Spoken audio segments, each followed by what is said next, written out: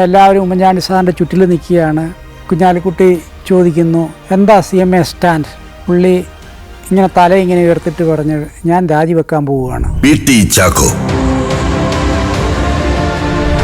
മുൻ മുഖ്യമന്ത്രി ഉമ്മൻചാണ്ടിയുടെ പ്രസ് സെക്രട്ടറിയായും സഹചാരിയായും 2 ദശാബ്ദക്കാലം പ്രവർത്തിച്ചയാൾ. നിരവധി പുരസ്കാരങ്ങൾ നേടിയ മാധ്യമ പ്രവർത്തകൻ. പുഷ്പന്റെ വീട്ടിൽ ചെല്ലുമ്പോൾ അകത്ത് കയറി ഫോട്ടോ ഒക്കെ എടുത്തു. പത്രപ്രവർത്തകർക്കൊന്നും അവിടെ പ്രവേശനമില്ല, കാരണം അതെല്ലാം പാർട്ടി ഗ്രാമമാണ്. ഞങ്ങളവിടെ ചെന്നതറിഞ്ഞ പാർട്ടിക്കാരവിടെ പാഞ്ഞെത്തി ഞങ്ങളെ വളഞ്ഞു. ഈ കാലഘട്ടത്തിൽ താൻ നേരിൽ കണ്ട കാര്യങ്ങളിലേക്ക്, സാക്ഷ്യം വഹിച്ച സംഭവങ്ങളിലേക്ക് ഒന്ന് തിരിഞ്ഞു നോക്കുകയാണ് PT ചാക്കോ. TN കുമാർ നേരെ ക്യാമറയിലേക്ക് നോക്കി ഒരൊറ്റ പ്രഖ്യാപനം കൂടെ നടത്തി. ഐസ്ക്രീം പാർലർ കേസിൽ ഉമ്മൻചാണ്ടിയായിരുന്നെങ്കിൽ അദ്ദേഹം എന്ത് ചെയ്യുമായിരുന്നു എന്ന് ഇപ്പോൾ പ്രേക്ഷകരോട് പറയുന്നതാണ്. അപ്പം ഞാനന്ന് അവിടെ അടുത്ത് ഇരിപ്പുണ്ട്.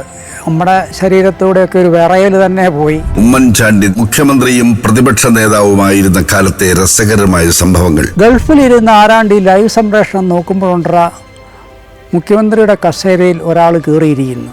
അയാൾ വളരെ നിസ്സംഗനായി പറയുന്നു, ഞാൻ ഇന്ത്യയുടെ പ്രധാനമന്ത്രി. ഉള്ളുലച്ച അനുഭവങ്ങൾ. വാതിലിൽ ഒരു പ്രത്യേക ഈണത്തിൽ തട്ടി അനിൽകുമാർ ഇറങ്ങി വരുന്നു, ഒരു റാന്തൽ വിളക്ക് കയ്യിൽ പിടിച്ച്.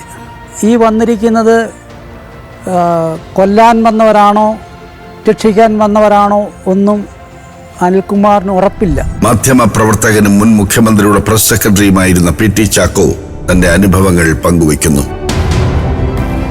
ചരിത്രം എന്നിലൂടെ സഫാരി TV ചാനലിൽ തിങ്കൾ മുതൽ വെള്ളി വരെ രാത്രി 10:30. പിന്നെ സഫാരി TV യൂട്യൂബ് ചാനലിലും.